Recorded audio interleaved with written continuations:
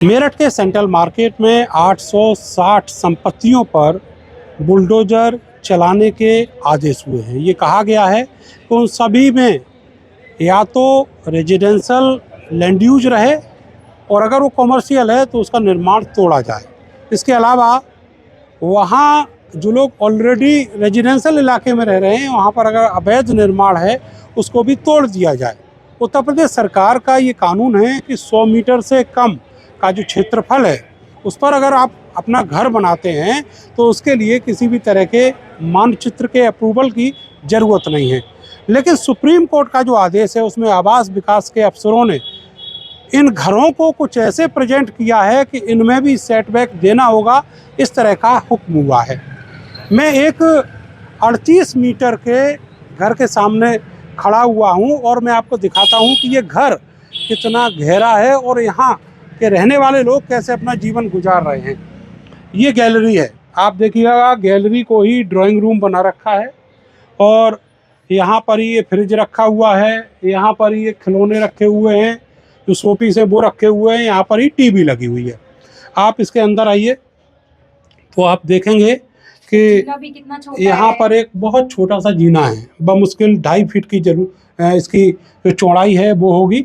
और थोड़ा सा पीछे मेरे कैमरा सहयोगी अगर जाएंगे तो हम दिखा पाएंगे कि यहाँ पर अगर आप देखें तो ये दीवार है। आप जरा अंदर जाके दिखाइए मुझे।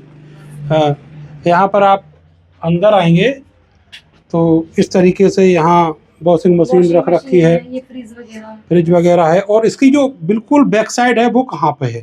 जो बैक साइड है इसकी, जो पीछे की दीवार है सर, वो पीछे की दीवार दूसरे वाले उसमें अटैच हो रही है ना घर में। ये 38 मीटर का अच्छा, ये 38 मीटर का फ्रंट का घर है। और इसी तरीके से यहाँ एक रूम है।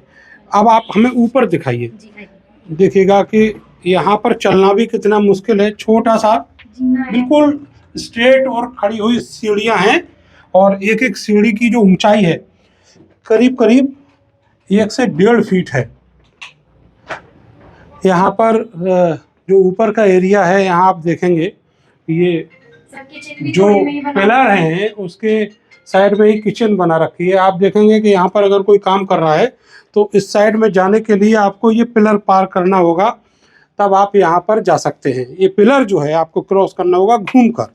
और यहाँ ये जो एरिया है इसमें एक बेड लगा हुआ है। बाहर अगर आप दिखाएं तो हमारा जो इन्होंने निशान लगाया है वो यहाँ तक निशान आ रहा है। एक मिनट तो मैं पहले ये दिखा दूं कि ये 2 फीट चौड़ा जो छज्जा कह लीजिए, बालकनी कह लीजिए, यहाँ पर बाथ बेसिन लगा हुआ है। और अब आप बताइए आपका नाम क्या है, पहले तो ये जानना चाहिए। सर, मेरा नाम दिव्या गुप्ता है। हम लोग यहीं पर रहते हैं और हम लोग 7 मेंबर्स हैं।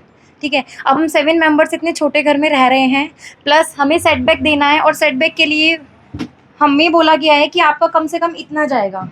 अब आप एक बात बताइए, हमारा ये रूम इतना जा रहा है, प्लस वॉशरूम जा रहा है, सारा छज्जा जा रहा है, बालकनी जा रही है, प्लस इसके ऊपर भी कोई रूम नहीं है। एक हमारा सिर्फ नॉर्मल रूम है, उसमें हमने अपना एरिया वैसा ही बना रखा है। मीन जो भी हमारा यूजलेस सामान मटेरियल होता है, इसके ऊपर हमारा बाथरूम है, प्लस हमारा बाथरूम भी जा रहा है, हमारा वॉशरूम भी जा रहा है। आप एक बात बताइए, इतना छोटा घर है, हम वॉशरूम बाथरूम सब कहाँ जाएंगे? देखिए, अगर ये यहाँ पर सेटबैक अगर आप छोड़ते हैं तो आप ये मान के चलिएगा कि आधा कमरा जाएगा, इसके आगे जो 2 फीट का बालकनी है वो भी जाएगा।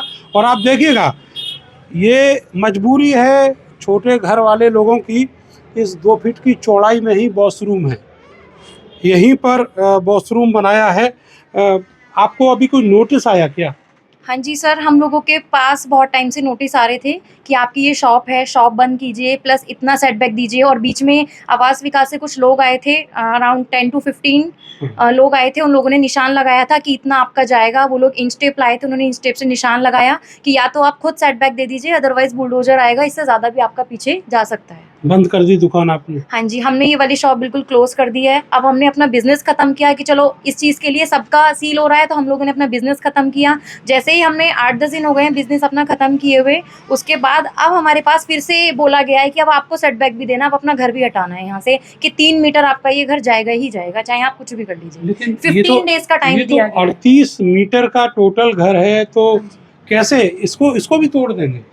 सर अब आप ये बताइए सर, तोड़ देंगे हम लोग कहाँ जाएंगे? अब हमने कल अपने पर्चों पर लगाई कि मकान बिका हुआ है, पलायन हेतु मकान बिका हुआ है। एक पुलिस की गाड़ी आई, उसमें मे बी एसओ सर थे, उन्होंने बोला कि ये किसने लगाए हैं। वो एकदम एग्रेसिव हो गए देखते ही कि इसने किसने लगाए हैं। आप एक बात बताइए, कोई भी किसी भी चीज़ की कार्रवाई कर रहे हैं, अगर हम अपने घर पर कर रहे हैं, हम अपने घर पर ना किसी चीज़ का बोर्ड लगा सकते हैं, ना कुछ भी कर सकते हैं। तुरंत पुलिस आती है, तुरंत हल्ला मचा देती है कि हाँ क्या हुआ क्या नहीं, ये किसने लगाए हैं। हम कुछ नहीं कर सकते, मतलब मीन हम कोई भी अपनी क्रिएटिविटी कर ही नहीं पा रहे हैं कि हम अपना मकान बचाने के लिए कि कुछ कर विरोध सकें, भी कर पाए, वो भी हम कुछ नहीं कर पा रहे हैं। मैडम और ये प्लस हमें ये भी बोला जा रहा है कि आप कोई बीजेपी के नारे मत लगाइए, आप किसी का विरोध मत कीजिए, आप उनका विरोध मत कीजिए। सर हम विरोध क्यों ना करें? अगर हम विरोध कर रहे हैं तो किसी उस पे ही तो कर रहे हैं। कानून ने हमारे बारे में नहीं सोचा, बीजेपी ने हमारे बारे में नहीं सोचा। अगर हम विरोध कर रहे हैं तो हम उन्हीं के लिए तो कर रहे हैं, वरना हम मोदी जी को थोड़ी ना काम ये बताइएगा कि यहाँ पर आगे जो चौराहा है, उस चौराहे पर ही हमने कई बार जो जनसभाएं हैं नेताओं की वो अटेंड की है। जी। यहीं पर आकर वोट मांगते हैं बीजेपी के लोग,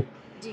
तो कोई आया? अभी कोई आया? सर अभी कोई नहीं आया, बीजेपी का कोई नेता नहीं पता, कोई जो सभासद वगैरह हैं, कोई भी नहीं है यहाँ पर, कोई भी पास में नहीं है। कोई आके भी नहीं पूछ रहा है कि आपको प्रॉब्लम्स क्या हो रही हैं, कि आपने ये पर्चे भी लगाए हैं, क्यों लगाए हैं, पुलिस आएगी क्या होगा, उन्हें कोई मतलब जो नहीं। गली मोहल्ले के मंडल वाले होते हैं, महामंत्री, नेता, सर कोई अध्यक्ष, भी नहीं आ रहे, कोई भी नहीं आ रहे, कोई भी नहीं। अगर हम कल सुबह मॉर्निंग से 11 बजे से लेकर रात को 9 बजे तक अपने अपने घरों के बाहर लेडीजें बैठी रही हैं, क्योंकि वो सब लोग परेशान थे, बिकॉज मीडिया भी आई थी वीडियो देख रहे हैं कि कई सारे लोग अभी बैठे बैठे बेहोश भी हो गए। किसी ने भी आकर ये नहीं पूछा कि आप लोग घर के बाहर क्यों बैठे हैं। एटलीस्ट हमारे जो पूर्व विधायक हैं बिल्लू नाम है उनका, मिस्टर बिल्लू, और वो भी निकले जा रहे थे, उन्हें कोई चीज़ें नहीं, अरे बैठे हैं बैठे रहने दो, घर की औरतें बैठी हैं ठीक है।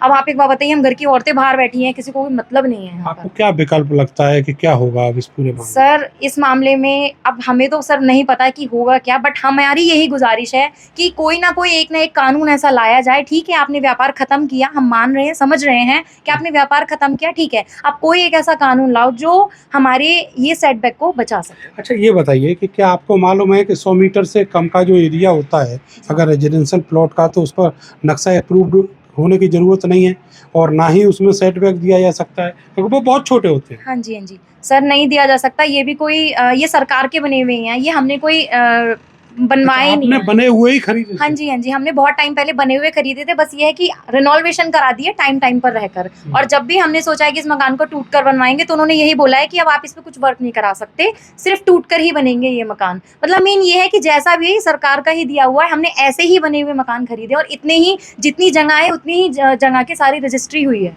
अगर सर आप एक बात बताइए, पहले से प्रॉब्लम थी तो रजिस्ट्री के टाइम पे भी तो ये प्रॉब्लम आनी चाहिए थी ना, कि ये सरकार का एरिया है, आप इसको नहीं ले सकते। उस टाइम पे किसी ने कुछ नहीं बताया।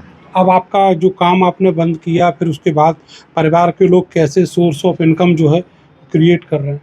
सर सोर्स और इनकम की तो कोई भैया ने ऑनलाइन वर्क डाला है, जैसे भी करा है थोड़ा बहुत, कि ऑनलाइन कोई हमारा इलेक्ट्रॉनिक्स का वर्क है, फ्रिज, वॉशिंग मशीन, एलईडी। अब हमने अपना सारा सामान एक जगह रेंट पे रहकर रख रखा है, बिकॉज यहाँ से सामान निकालना भारी पड़ रहा था।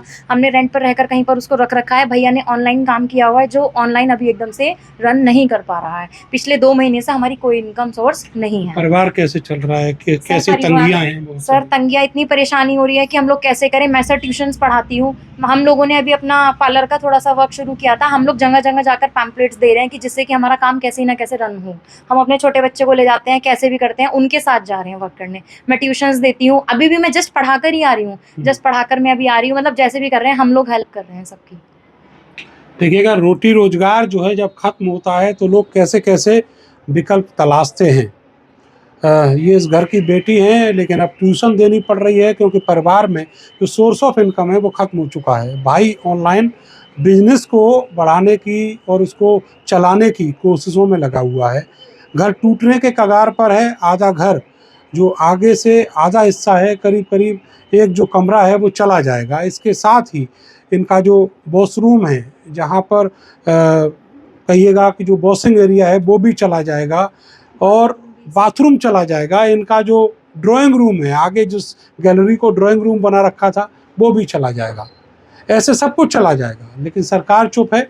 यहाँ पर बीजेपी के वो नेता जो पिछले 1-1.5-2 दशक से लगातार रिप्रेजेंटेटिव रहे हैं, वो ऑलरेडी जा चुके हैं यहाँ से, वो यहाँ पर लौट के नहीं आए हैं। पिछले करीब 15 दिन से किसी की शक्लें भी यहाँ पर दिखाई नहीं दी हैं। वो बीजेपी के सांसद अरुण गोविल, जिनको रामायण का राम कहा जाता है, वो भी यहाँ लौट कर नहीं आए हैं। उन्होंने एक झूठा आदेश करवाकर कमिश्नर से यहाँ लोगों की हड़ताल तोड़वाई थी और फिर लड्डू बंटवाए थे, आतिशबाजियाँ यहाँ पर फोड़ी गई थी, वो भी लौट कर नहीं आए हैं। अब कौन लौट कर आएगा इस सेंट्रल मार्केट में? ये पूरा सेंट्रल मार्केट अब भुतवा होने के कगार पर है। शाम को 5 बजे के बाद यहाँ पर आपको सड़क पर चलता हुआ इंसान दिखाई नहीं देगा, क्योंकि यहाँ बहुत सारे लोग अपने घरों को छोड़कर जा चुके हैं, क्योंकि उनका इन घरों में, छोटे छोटे घरों में गुजारा नहीं होता। और जिन बड़ी बड़ी कोठियों में बड़े बड़े शॉपिंग कॉम्प्लेक्स बने हुए थे, वो सब सील हो चुके हैं। तो सेंट्रल मार्केट उजड़ चुका है। बाकी है तो केवल सुप्रीम कोर्ट के वो आदेश, वो चाहे अफसरों के कंटेम्प्ट के खिलाफ हों या फिर यहाँ पर जो चीज़ें इम्प्लीमेंट होनी है उसको लेकर हों, वो आने वाले दिनों में आते रहेंगे। बाकी सारे लोग यहाँ से जा चुके हैं, नेता जा चुके हैं और जो इनके पैरोकार थे वो भी जा चुके हैं। कुछ लोग यहाँ पर रह गए हैं, वो सड़क पर बैठे हुए तेज़ धूप में अपनी आवाज़ बुलंद कर रहे हैं, इंसाफ मांग रहे हैं, योगी जी, मोदी जी इंसाफ दीजिए। लेकिन उनका पुरसा हाल लेने वाला कोई नहीं, उनकी बात सुनने वाला कोई नहीं। अब ऐसे में कौन उनकी मदद को आएगा? किसी अवतार की उम्मीद है, लेकिन कलयुग में सुना है अवतार भी नहीं होते।